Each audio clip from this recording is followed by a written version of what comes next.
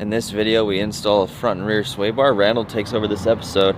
I was out picking up another car for the channel to replace the GTI's position so we can do a bolt-on build. It's a really good one. You guys are gonna like it. I let Randall take over. It was hard for me. Him and Justin filmed it, made it happen. They did an amazing job and got, I don't know if you can see it, we've got the new sway bar from Whiteline and the end links. Here's the rear one right here. Got some pretty looking pieces on it. You should be asking yourself right now, why should I upgrade or modify my sway bars? We're gonna stiffen them up. This is a kit direct from Whiteline. We have links in the description. But this is gonna stiffen up our suspension, reduce body roll, tighten up the chassis so in cornering it feels better, and when you tweak the wheel a little bit, it just goes. That's the point of this. Coilover suspension, sway bars, end links, everything's adjustable. So if you're a daily driver or if you're a track guy, you have the adjustability. If you're a daily driver, you just stiffen things up. It's gonna be a win-win. Equally as important, we're gonna dive more into how sway bars work, but even more important, this Mazda Speed 3, we're giving it away to one of you guys. All you gotta do is go to karmaspeed.com, purchase something, get your entries in to win. One of you guys is gonna get a call the first week of April to let you know that, hey, you get to come to Arizona, check out your new car, and we'll make sure we get it to your house. This is a first for us, so the more you guys support us on this first giveaway, the bigger we're gonna go next time. So we're looking forward to it. We're building out some awesome plans. We're building a team. This revenue coming in from this, we're growing really fast and we're super thankful, but we're adding team members. We're building an automotive brand that we want to build to help the automotive culture flourish. If you like that idea, karmaspeed.com, check out the links in the description. Let's talk more about sway bars and install this thing with Randall. The whole point of having sway bars is when you're going around a corner and one wheel lifts up, it lifts the other with it and keeps the car planted to the ground. What you can do is put more aggressive sway bars that are stiffer. That way it has less flex, so that when this wheel goes up a little bit, this wheel will pick up a little bit. And now that they're stiffer, it will pick it up with it. And so you don't have wheels doing this as much. They stay together and travel up and down, which when you're cornering, it'll handle better, it'll stick to corners. And Whiteline makes a really awesome kit for this car. With this setup, they make it super convenient. Essentially what these are is a greaseless technology. What it is on the inside is a PTFE lining, so that allows you to not have to actually grease your sway bar fittings forever. As long as these bushings last, you don't have to grease them. So I shouldn't say forever, but for the life of these bushings. And they do include the lateral locks. These do go on the inside right here and the other side right here. We'll go ahead and get all that stuff mounted up first. I'm gonna go ahead and take off this plate right here. Looks like we got 14mm bolts. And then next we'll go ahead and remove our sway bar end links from the top on both sides. 15mm right there. So these you will have to hold the nuts or the bolt from spinning with this Allen key, which is a number 5, and that is not a 15, it's a 14. All right, it's a 14mm for this nut up here.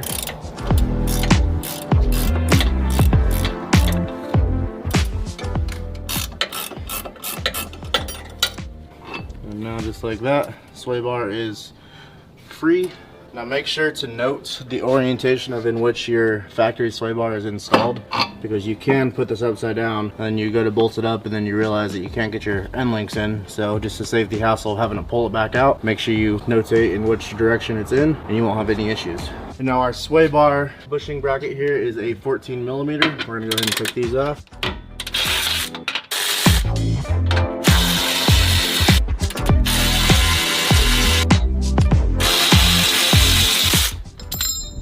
So these bushing caps do have a correct orientation. You can see right here, this is an arrow pointing up, so that you want to be facing to the upward position in the car. Same goes with the other side. Just make sure they're up and you won't have any issues. So now I'm gonna go ahead and slide these bushings on the sway bar like so. There is a little split in them. You just take it like that. So now I'm gonna go ahead and put these lock rings in place before we get the sway bar in there. You don't want to tighten these down all the way, you just want them installed loosely so you can move them around. Just like so. We'll just kind of move them to the center over here and we'll get them in position once we have the bar mounted up in the car.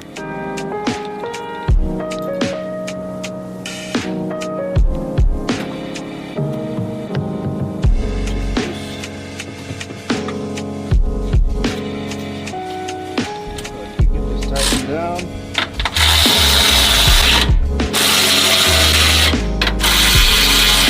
Sway bars in there. I'm gonna go ahead and grab the end links and get those put in. Well, now what we're gonna do, these end links are also adjustable. So as you can see, we have adjustability up and down. We're gonna go ahead and leave it bottomed out.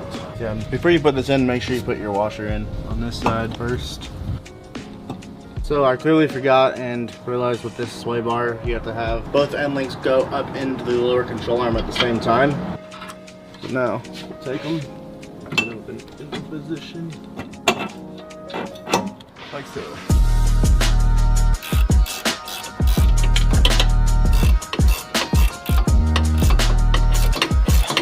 Woo! A little arm pump. There we go. We'll go ahead and do the same thing for the bottom side. There we go. Now we'll go ahead and tighten up our little brackets right here. So they do provide an Allen key in the kit. However, I'm just gonna go ahead and use my own. This is a size 3. If you don't want to use the key that comes in the kit. You don't want to over tighten these. This is anodized aluminum. It will strip very easily if you over tighten it.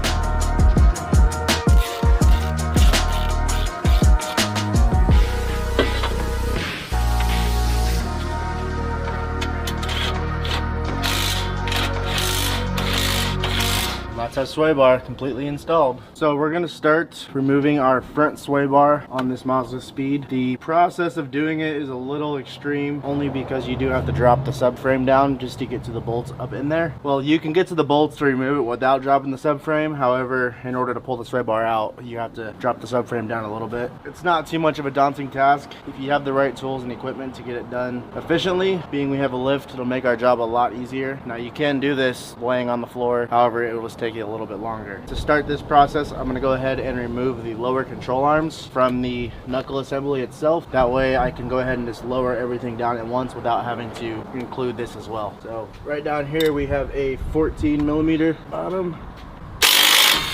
I'm just going to snap this down. Just like that.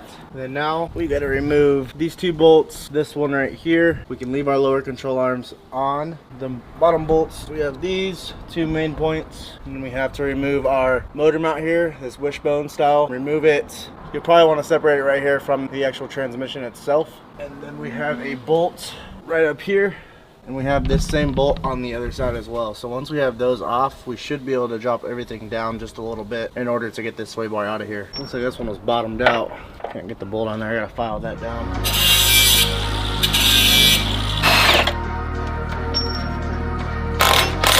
We're also gonna have to remove our exhaust hanger grommets right here. So I'm gonna actually do those real quick before I forget.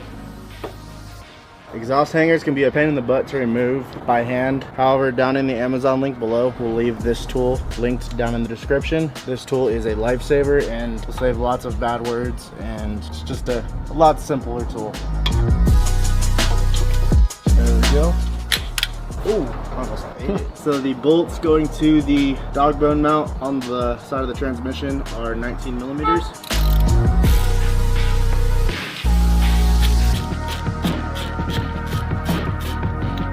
These bolts up here on the top are 17mm.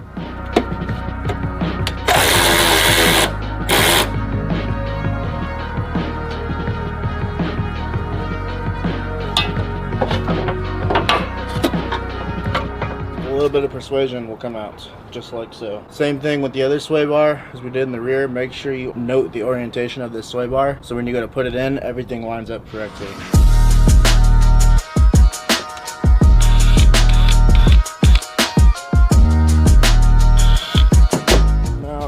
Fish it back through, figure out the best way to do this. So the same thing with the fronts as the rears, we have arrows here. These arrows you want facing to the front of the car.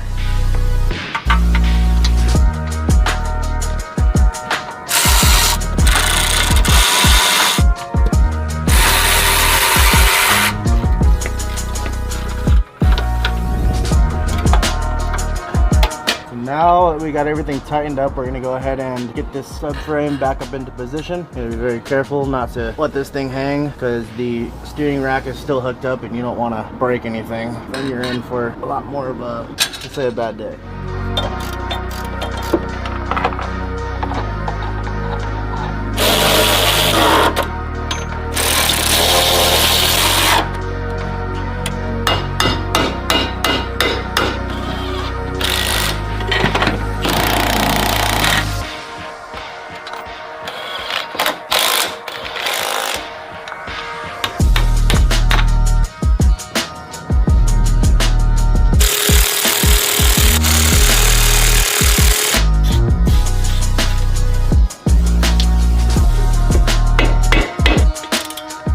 things are clean. Already a little chewed up, probably for me. So now, put our end links on, and then the front and rear sway bar install is complete.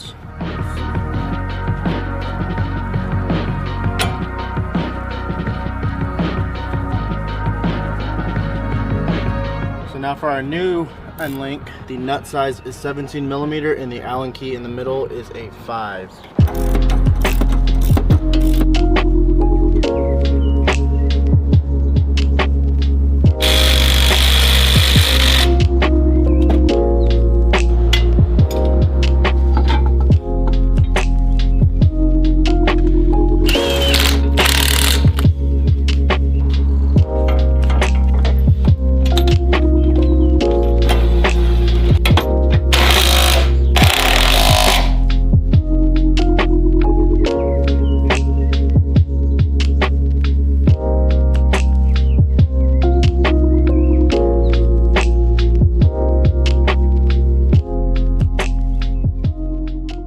Have a couple more things before we can go drive the car and check out the improved handling, see what it feels like.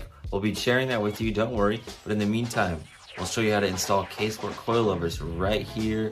Go check out this video, lower the car, make it look better, improve the handling, ride better, get rid of all the clunks and sounds like that. Go check out this video on how to install K-Sport coilovers on our giveaway car number 1, our Mazda Speed 3. We'll see you over there.